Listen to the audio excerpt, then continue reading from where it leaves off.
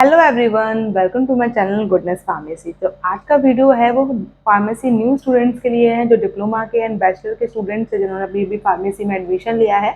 तो उनका सब्जेक्ट रहता है ह्यूमन एनाटॉमी एंड फिजियोलॉजी। तो उसी सब्जेक्ट के रिगार्डिंग इंट्रोडक्शन का लेक्चर है जिसमें हम एचसीपी का इंट्रोडक्शन पढ़ेंगे। इसी तरह से हम धीरे धीरे वीडियो अपलोड्स करते जाएंगे एंड जिससे आपका एचसीपी का जो सिलेबस है वो कंप्लीट हो जाएगा और ऐसे ही आपको अपडेट्स मिलते रहेंगे इस वीडियो के रिगार्डिंग, इस लेक्चर के रिगार्डिंग। ठीक है, तो अगर आपको वीडियो अच्छी भी लगे तो वीडियो को लाइक करिएगा, शेयर करिएगा अपने दोस्तों में ताकि अपने दोस्तों को भी हेल्प मिल सके। चैनल को सब्सक्राइब करिएगा ताकि आपको अपडेट्स मिल सके। और इसके जो अब नोट्स रहेंगे वो नोट्स भी मैं टेलीग्राम चैनल पे अपलोड कर दूंगी। टेलीग्राम चैनल पे गुडनेस फार्मेसी के नाम से ग्रुप बना हुआ है।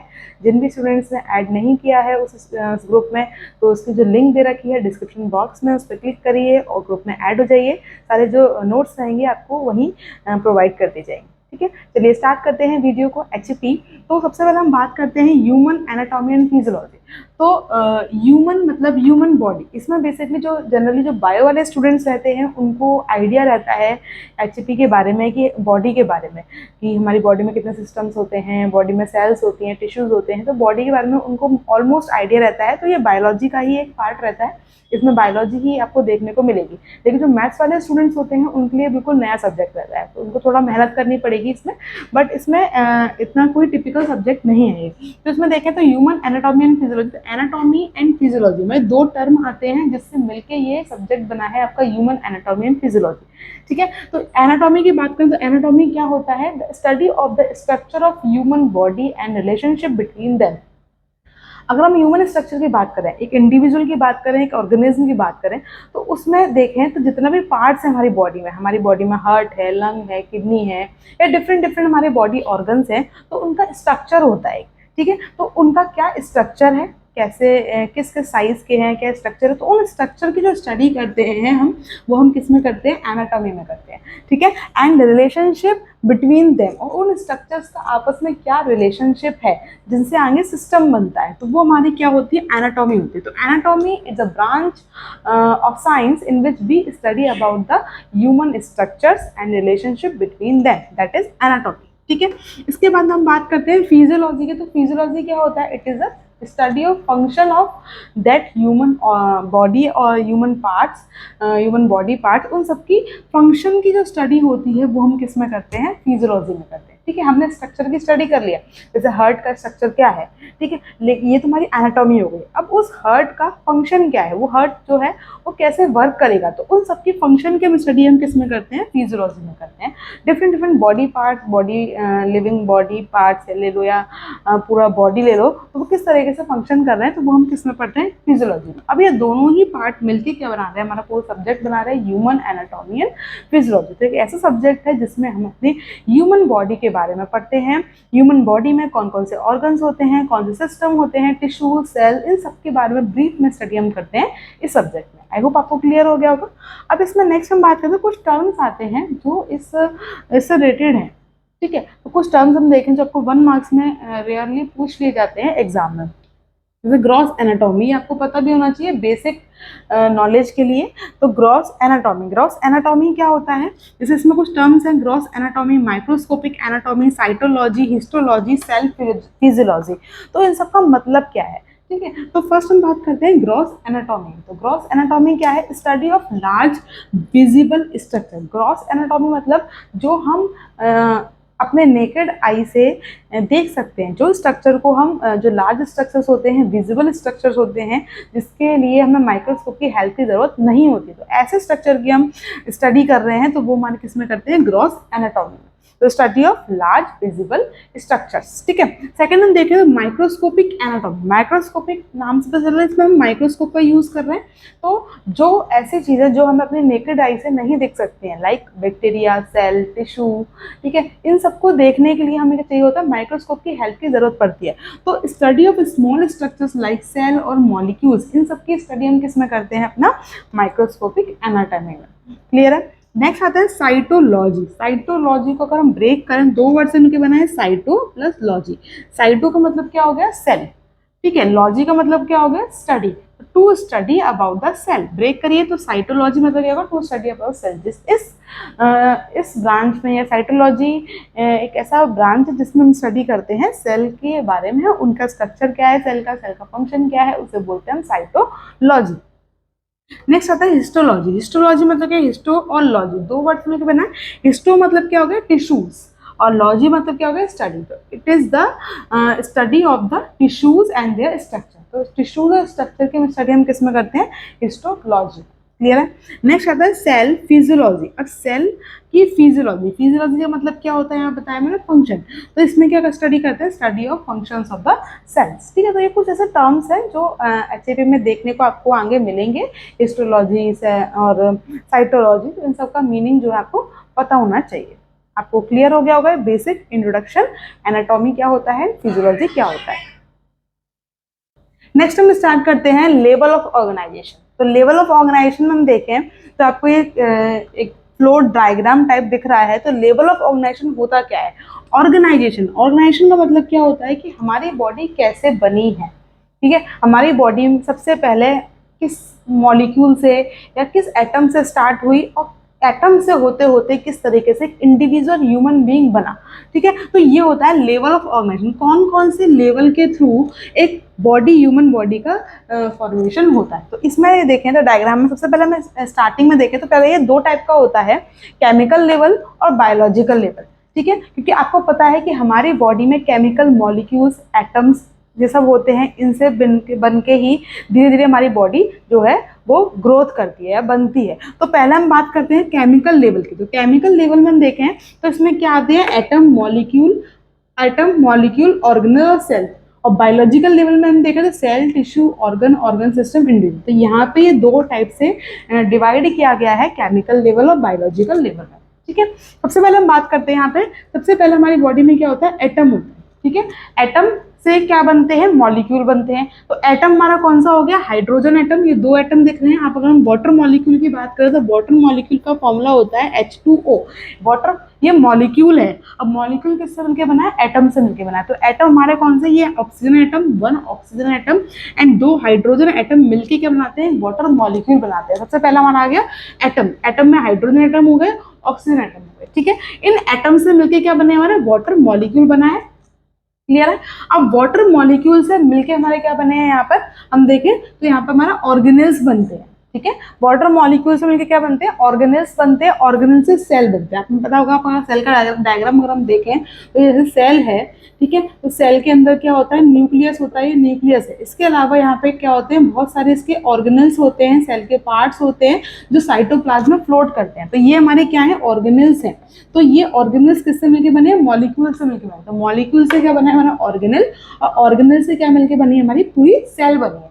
ठीक है, तो ये हमारा क्या हो गया, केमिकल लेवल हो गया, एटम, मॉलिक्यूल से ऑर्गेनल और फिर सेल। तो यही यहाँ पे बताया हुआ है कि हमारा एटम है, एटम से मिल गया मॉलिक्यूल, और मॉलिक्यूल से क्या बन गया हमारा सेलुलर लेवल, एक सेल बने। अब सेल हमारा जैसे यहाँ पे एग्जाम्पल के लिए दे रखा है, यहाँ पे स्मूथ मसल सेल होती है, हमारी बॉडी में सेल्स होती हैं। ठीक है, तो यहाँ पे एक एग्जाम्पल है स्मूथ मसल सेल। तो ये क्या है, एक सेल है, तो ये सेल का एग्जाम्पल ले। अब सेल से क्या बनेंगे, हमारे टिश्यूज बनेंगे। अब टिश्यूज में यहाँ पे एग्जाम्पल लिया smooth muscle tissue. Smooth muscle cell से मिलकर क्या बनाना है, स्मूथ मसल टिश्यूज बने। तो ये हमारा क्या होगा, टिश्यू लेवल हो गया। ठीक है, अब टिश्यू के बाद हमारे क्या बनेंगे, टिश्यू से क्या बनते हैं, ऑर्गन्स बनते हैं। तो ये हमारा क्या हो गया, ऑर्गन लेवल। ऑर्गन का एग्जाम्पल लें तो हमारा क्या हो गया, heart, kidney, lung, liver, brain.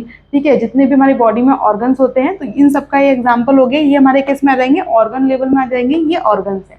अब इन ऑर्गन से मिलके क्या बनेगा, हमारा ऑर्गन सिस्टम। ये सारे ऑर्गन्स मिलके क्या बनाएंगे, हमारा ऑर्गन सिस्टम। तो यहाँ पे हार्ट की अगर बात करें तो हार्ट का जो सिस्टम है उसे हम बोलेंगे सर्कुलेटरी सिस्टम। किडनी का सिस्टम है वो हमारा यूरिनरी सिस्टम में आता है, जो एक्सक्रीशन करने में हेल्प करता है। ठीक है, और लंग से हमारा कौन सिस्टम बनता है, रेस्पिरेटरी सिस्टम। तो ऐसे ही हमारे बहुत सारे सिस्टम होते हैं, जितने भी ऑर्गन्स होंगे उनका अलग अलग सिस्टम होता है। तो ये ऑर्गन से मिलके क्या बना, हमारा ऑर्गन सिस्टम बनाए, पूरा सिस्टमैटिक वे में सिस्टम बनाया। और देन ऑर्गन सिस्टम से हमारा क्या बना, ऑर्गेनिज्म बना। सारे ऑर्गन सिस्टम, जितने भी सिस्टम हम सबको मिला दें, हमारी बॉडी में टोटल 11 सिस्टम होते हैं। इसके बाद हम इसका टॉपिक को ब्रीफ में देखेंगे। तो सारे 11 सिस्टम मिलके एक ह्यूमन ऑर्गेनिज्म बनाते हैं, एक ह्यूमन बॉडी बनाते हैं, जिसे हम बोलते हैं ऑर्गेनिज्म और सिंगल इंडिविजुअल। इस तरीके से होता है ना लेवल ऑफ ऑर्गेनाइजेशन। हमारी बॉडी किस तरीके से मिलके बनी है, कौन कौन से लेवल होते हैं। सबसे पहले हमारा सेल से स्टार्ट होता है। सेल हमारी क्या होती है, structural and functional unit of our body. मतलब अगर हमारी बॉडी जो है वो सेल से मिलके बनी है। अगर हम अपनी बॉडी का कोई भी पार्ट ले लें, उसको अगर हम माइक्रोस्कोप में अगर हम देखें, तो सबसे पहले हमें क्या दिखेगी, सेल दिखेंगे, टिश्यू दिखेंगे। अगर हम उसको जूम करके देखेंगे तो हमारा क्या दिखेगा, सेल दिखेगा। तो सेल से ही मिलके हमारे सारा पूरा बॉडी जो है वो मिलके बना हुआ है, इसलिए से बोलते हैं structure and functional unit of human body. तो सेल से टिश्यू बने, टिश्यू से organ, organ system and individual. इस तरीके से हमारा बॉडी जो है, ह्यूमन बॉडी वो है, उसकी सिंथेसिस होती है, बनता है एक इंडिविजुअल। से बोलते हैं हम level of organisation. I hope आपको ये टॉपिक क्लियर हुआ होगा। नेक्स्ट हम बात करते हैं बॉडी सिस्टम की। तो बॉडी में हमारे देखें तो टोटल 11 सिस्टम होते हैं। हमारी ह्यूमन बॉडी में कितने सिस्टम होते हैं, 11 सिस्टम होते हैं। ये सारे सिस्टम मिलके ही इंडिविजुअल बॉडी बनाते हैं, एक ह्यूमन बॉडी बनाते हैं। ठीक है, तो हम बात करें तो पहले 11 सिस्टम की। सबसे पहले हमारा आता है सर्कुलेटरी सिस्टम। आपको स्क्रीन पे एक पिक्चर दिख रही होगी, उसमें सारे सिस्टम जो हैं वो आपको क्लियरली दिख रहे हैं। सबसे पहले हम बात करते हैं सर्कुलेटरी सिस्टम की। सर्कुलेटरी सिस्टम को हम कार्डियोवास्कुलर सिस्टम भी बोलते हैं। तो सर्कुलेटरी सिस्टम हमारा जो होता है वो सर्कुलेशन मतलब सर्कुलेशन हमारी बॉडी में किसका होगा, ब्लड का होगा। तो ब्लड का सर्कुलेशन किसकी हेल्प से होता है, यहाँ पर कौन सा ऑर्गन काम करता है, वो हमारा होता है हार्ट। ठीक है, तो सर्कुलेटरी सिस्टम में जो मेन ऑर्गन होता है वो हार्ट होता है। हार्ट के थ्रू क्या होता है, पूरा ब्लड जो है हमारी बॉडी में वो पंप किया जाता है। ऑक्सीजनेटेड ब्लड, डीऑक्सीजनेटेड ब्लड, इन सबका पूरा सर्कुलेशन होता है। तो ये हमारा क्या काम होता है सर्कुलेटरी सिस्टम का। नेक्स्ट आता है हमारा डाइजेस्टिव सिस्टम। डाइजेस्टिव सिस्टम से रिलेटेड क्या होता है, मतलब डाइजेशन से रिलेटेड है हमारा पूरा डाइजेस्टिव सिस्टम। कहाँ से स्टार्ट होता है डाइजेस्टिव सिस्टम, हमारे माउथ से स्टार्ट होता है, एंड कहाँ तक होता है, रेक्टम एनस पर एंड होता है। माउथ, ईसोफेगस, स्टमक, इंटेस्टाइन, ठीक है, लिवर, पेनक्रियाज, ये सारा पार्ट जो आते हैं हमारे डाइजेस्टिव सिस्टम में आते हैं। ठीक है, तो डाइजेस्टिव सिस्टम में हमारे जो ऑर्गन्स होते हैं वो मेन हमारा कौन सा हो गया, लिवर हो गया, पेनक्रियाज हो गया, ये सारे मेन हमारे डाइजेस्टिव सिस्टम के पार्ट्स आते हैं। ठीक, थर्ड हमारा क्या होता है, डाइजेस्टिव सिस्टम का वर्क क्या होता है, डाइजेशन करना होता है। ठीक है, जो भी हम फूड ले रहे हैं उसको डाइजेस्ट कर रहे हैं, जो भी एंजाइम्स के थ्रू उनको डाइजेस्ट कर रहे हैं। ठीक है, और जितने भी न्यूट्रिएंट्स हमारे सारे ब्लड में एब्जॉर्ब हो रहे हैं, तो ये सारा पूरा जो वर्क रहता है वो किसका रहता है, हमारा डाइजेस्टिव सिस्टम का रहता है। नेक्स्ट हम बात करते हैं एंडोक्राइन सिस्टम की। एंडोक्राइन सिस्टम से मतलब क्या होता है, जितनी भी हमारी बॉडी में ग्लैंड्स होती है। ठीक है, ग्लैंड्स कौन कौन सी ग्लैंड्स होती हैं, अगर हम ब्रेन में देखें तो ब्रेन में हमारे अपर एंड में ब्रेन में हमारे कौन सी ग्लैंड होंगी, पिट्यूटरी ग्लैंड होती है, पीनियल ग्लैंड होती है, हाइपोथैलेमस। ठीक है, फिर थायराइड ग्लैंड आती है जो हमारे नेक वाले रीजन में प्रेजेंट होती है। देन एड्रिनल ग्लैंड होती है जो किडनी पे होती है। अब इनका काम क्या होता है, जितनी भी ग्लैंड्स होती हैं इन ग्लैंड्स का क्या वर्क होता है, सिक्रीशन ऑफ द हॉर्मोन्स। ये हॉर्मोन्स का सिक्रीशन करते हैं। अब इन हार्मोन का क्या वर्क होता है, ये हार्मोन हमारी बॉडी को रेगुलेट करने में हेल्प करते हैं, बॉडी के मेटाबॉलिज्म करते हैं, और वेरियस फंक्शन में ये हेल्पफुल होते हैं हार्मोन्स। ठीक है, तो ये हार्मोन्स जो होते हैं वो रिलीज होते हैं ग्लैंड से, और ग्लैंड सारी मिलकर क्या बनाती है, एक एंडोक्राइन सिस्टम। क्लियर है। नेक्स्ट आता है मेरा fourth, integumentary system. Integumentary system क्या होता है, जितनी भी हमारे बॉडी में जो भी स्किन, हेयर, नेल्स, इन सब की स्टडी हम किस में करते हैं, इस इंटेग्यूमेंट्री सिस्टम में करते हैं। बेसिकली इसमें सबसे ऑर्गन जो मेन आता है वो हमारा कौन सा होता है, स्किन होता है। ठीक है, तो स्किन में हमारा कौन सा स्टडी करते हैं, स्किन की स्टडी, हेयर, नेल्स, इन सब की स्टडी हम किस में करते हैं, इंटेग्यूमेंट्री सिस्टम में करते हैं। नेक्स्ट आता है हमारा लिम्फेटिक सिस्टम। लिम्फेटिक सिस्टम मतलब हमारे बॉडी में ब्लड वेसल्स होती हैं, इसी तरह से लिम्फेटिक वेसल्स प्रेजेंट होती हैं जिसमें लिम्फ फ्लो होता है। ठीक है, जैसे ब्लड वेसल्स हो गई, आर्टरीज, वेन्स, इनमें ब्लड फ्लो होता है, ऐसे ही लिम्फेटिक वेसल्स होती हैं जिसमें लिम्फ फ्लो होता है।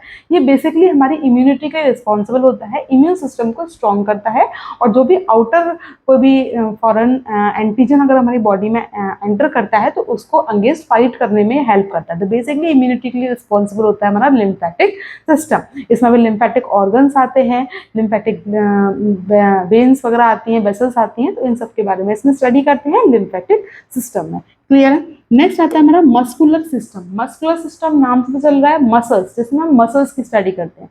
जैसे हमारा पूरा ह्यूमन बॉडी एक स्केलेटन से बना हुआ है, एक ढांचा है हड्डियों का, ठीक है, उसी तरह से उन बोन्स को कवर करने के लिए मसल्स होती हैं जिससे मूवमेंट हो पाता है, हम प्रॉपर मूवमेंट कर पाते हैं। तो उन सब मसल्स की जितनी भी स्टडी करते हैं हमारे अपर लिम्स में, लोअर लिम्स में जो भी मसल्स प्रेजेंट होती हैं, तो उन सबको हम स्टडी करते हैं किसमें, मस्कुलर सिस्टम में। नेक्स्ट आता है nervous system. Nervous system related होता है हमारा ब्रेन और स्पाइनल कॉर्ड से, जो हमारी पूरी बॉडी को रेगुलेट करता है, जिसमें आता है central nervous system, peripheral nervous system, जो हमारी बॉडी को एक कमांड देने का काम करता है। ब्रेन का काम क्या होता है, बॉडी को कमांड देना, बॉडी कैसे वर्क करेगी, किस तरह से कोऑर्डिनेट करेगी, इन सब का जो काम रहता है वो हमारा किससे आता है, नर्वस सिस्टम से। ठीक, नेक्स्ट आता है हमारा रिप्रोडक्टिव सिस्टम। रिप्रोडक्टिव सिस्टम क्या होता है, इससे रिलेटेड होता है, रिप्रोडक्टिव ऑर्गन से रिलेटेड होता है। ठीक है, रिप्रोडक्शन से रिलेटेड होता है, जितने भी रिप्रोडक्टिव ऑर्गन्स होते हैं, female reproductive system and male reproductive system, दोनों का अलग अलग होता है। तो उसमें हम रिप्रोडक्टिव ऑर्गन्स की स्टडी करते हैं और उनका फर्दर फंक्शन की स्टडी करते हैं। तो ये हो गया हमारा रिप्रोडक्टिव सिस्टम। नेक्स्ट आता है हमारा रेस्पिरेटरी सिस्टम। रेस्पिरेटरी किससे रिलेटेड है, रेस्पिरेशन से रिलेटेड है। रेस्पिरेशन मतलब क्या होगा, लंग्स। लंग्स, इसका मेन ऑर्गन हमारा कौन सा हो गया, लंग्स, जिसके थ्रू हम क्या करते हैं, रेस्पिरेट करते हैं, सांस लेते हैं।